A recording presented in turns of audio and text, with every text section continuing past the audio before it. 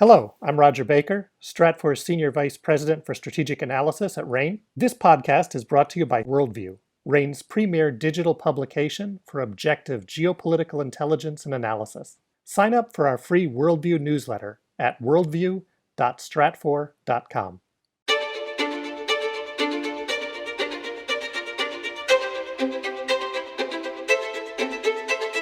Welcome to RANE's Essential Geopolitics podcast powered by Stratfor. I'm Emily Donahue. In this episode, we're turning our eye to South Asia and the relationship between India and its neighbor, Sri Lanka. Sri Lanka is one of India's major development partners, but the relationship has been complicated recently by China. How? Here with answers is Ekta Raghuvanshi, Stratfor South Asia analyst at RANE. Welcome, Ekta. Hi, Emily. How is China involved in the relationship between Sri Lanka and India? So, Sri Lanka is this island nation of about 21 million people located only 30 miles away from the southern state of India. And historically, Sri Lanka has been considered as a sphere of influence, or it's a small state. So, it comes under the sphere of influence of India because India is this major South Asian power. But since you could say since the last 10 or 15 years, when the Chinese started their BRI program around the world, also in South Asia, Sri Lanka was heavily invested in it, and there are many important BRI projects that have taken place in Sri Lanka. Sri Lanka has become an important part of China's policy to build infrastructure in the region. It's also part of China's own security in terms of new routes from where its shipments from Africa could reach China. So China has been investing heavily in Sri Lanka, which of course irked India because, as we all know, India and China's relationships in the recent past have not been very good. And any other major power, if it tries to build a strategic presence in Sri Lanka, it hampers India's own national security interest. So heavy investment by China, especially the very controversial Hambantota port, which was ultimately leased to China for 90 something years by Sri Lanka in 2017, has been a major concern in terms of Indian national security and how it views China's presence in the region, and it worries about China's militarization of the region against India in the future.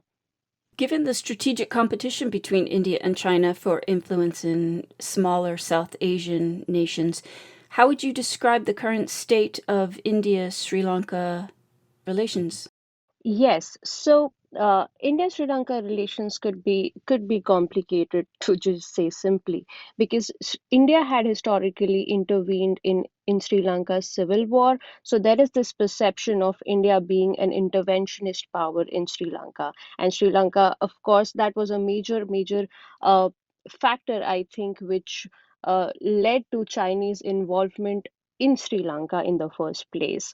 So, but what happened was the ruling leaders, the Rajapaksa family that is currently in power in Sri Lanka from 2019, they are told to be heavily pro-China, and they have approved many agreements and investments from China, which have been sometimes controversial. A very controversial port city deal, which was approved in 2021 by introducing a bill in the parliament, was heavily opposed by many of the social groups, opposition parties, even labor organizations in Sri Lanka. India has, of course, been irked by this. Uh, India has this issue with Sri Lanka that it fast tracks the projects with China but not with India, and there are many legal issues that India faces in terms of doing business with Sri Lanka, and China does not do that. Very recently. Sri Lanka is trying to make an effort to try to balance. Of course, Sri Lanka always tries to balance these two major powers and tries to stay neutral because it is a very small nation, and for itself to hedge the bets against these bigger powers, it is its best bet. So it tries to get investment, of course, from both without irking India very much. Very recently, there is a little shift in how Sri Lanka is approaching India because one, Sri Lanka is facing a uh, a worse economic crisis. There is a huge liquidity crisis in the country. The country is in dire need of external funding from different sources. So Sri Lanka, the economic outlook for Sri Lanka does not look good for the next, I would say, next quarter, even the next year. So Sri Lanka, there has been some amendments, or there has been some resetting in relations between Sri Lanka and India. Very recently, the High Commissioner for India was appointed. Sri Lanka also came up with a detailed strategy with respect to India and how what it could do in terms of action items to improve the relationship between India and Sri Lanka, and to regain the trust between the two nations and the leaderships. Also, a few weeks ago, Indian Foreign Secretary had visited Sri Lanka, and he they tried to work out on many issues. There are many challenges between India and Sri Lanka relationships. There is a fisheries issue wherein there is not a proper there are many conflicts in the maritime boundary when the fishermen just cross each other's boundaries, and there are issues like that which have never been solved, and which always remains a challenge between India and Sri Lanka. But I think India and Sri Lanka both realize that both really depend on each other a lot, and it's important to keep amicable relationship in spite of China's involvement. It just we'll just have to see how Sri Lanka is, how it maintains and hedges its bets against India and China both in the region. But I think it will keep on stressing that it is a neutral country and it is not aligned to anybody. It's a smaller nation. It needs investment from both the nations and not just one. Thank you for that guidance, Ekta. My pleasure, Emily. Ekta Raghuvanshi is a Stratfor South Asia analyst at RANE.